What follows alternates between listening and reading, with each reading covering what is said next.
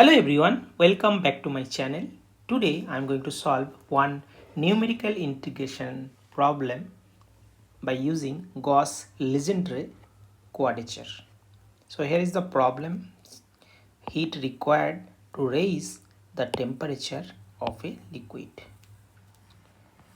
Now here is the problem statement.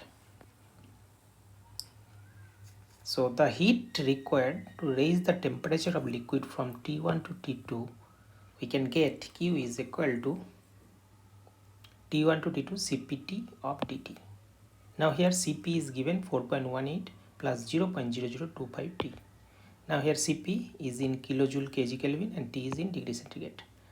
Now we have to find out the heat required to heat 1 kg of liquid from 20 degree centigrade to 100 degree centigrade using 2-point Gauss-Legendre Quadrature and 3-point Gauss-Legendre Quadrature.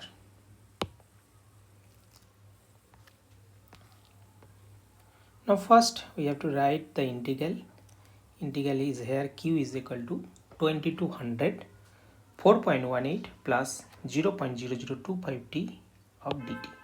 Now first we have to transform the interval a to b to minus 1 to 1. So for that we have to take T is equal to b minus a, means upper limit minus lower limit by 2 into x. X is a variable, transform variable, plus a plus b by 2. Now here a is 20 and b is 100. So lower limit and upper limit. Therefore we can easily get T if I put b and a value. So T will be 40x plus 60.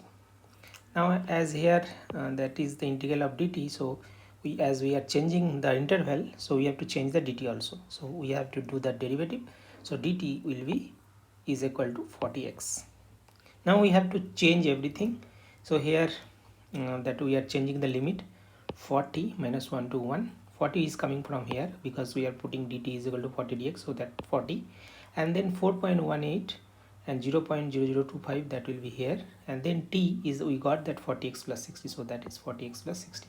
So total integral is q is equal to 40 minus 1 to 1 4.18 plus 0.0025 40x plus 60 of dx. So now based on that, first we'll take that 2-point Gauss-Legendre Quadrature. So 2-point Gauss Quadrature, the 2-point x1 is minus 1 by root 3, x2 is plus 1 by root 3, and weighting function w1 and w2 is equal to 1. So now from if I use that 2-point Gauss-Legendre formula, so we will get that q is nothing but 40 w1 f of x1 as w1 w2 is 1, so that is f of x1 plus f of x2. Now here fx we got that 4.18 plus 0.0025 40x plus 60. So now here x1 and x2 I know, so if I plug x1 and x2 we'll get f1x f of x1 and f plus f of x2, and then we'll add and we'll get q. So that we are going to do here. So first for x1 minus 1 by root 3, so first we are calculating t1. T1 is 40 minus 1 by root 3 plus 60, so we'll get 36.9066 degrees centigrade, and T2 is equal to 41 by root 3 plus 60, 83.0934 degrees centigrade. So for x2 is equal to plus 1 by 3. So for here we'll, if I plug that Cp value, T value, T1 value, so we'll get 4.27227, and Cp of T2 4.38773. Or here you can directly plug that. So if we take f of x1, so you'll get that, and f of x2 also you'll get some function value. So now here we are getting that function value.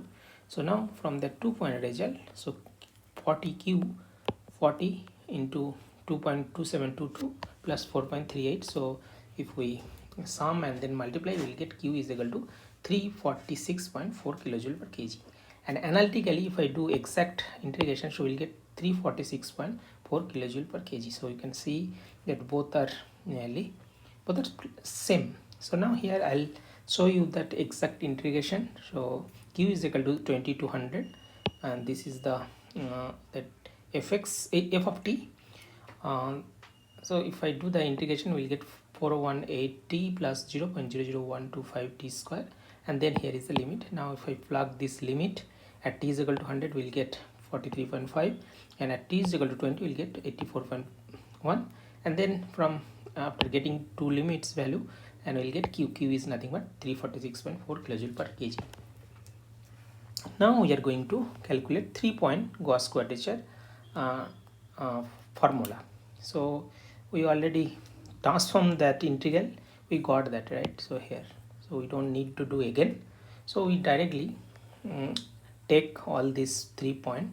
So here is the x point. So one is 0.774597, weightage function is given, and that x2 point is 0, weightage function is 0.8888 this, and here x2, so that is 0.774597, 0.55 this value.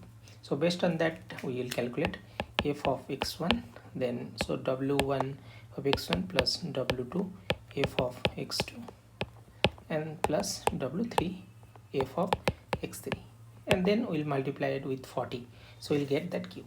So that we are doing here.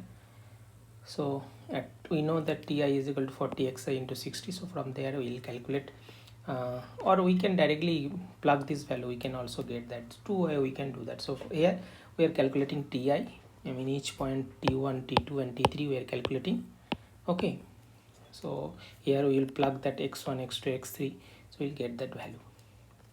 And then so after getting t value, so we can calculate the tp value from this function, so that is 4.18 0.0025, or we can directly plug here.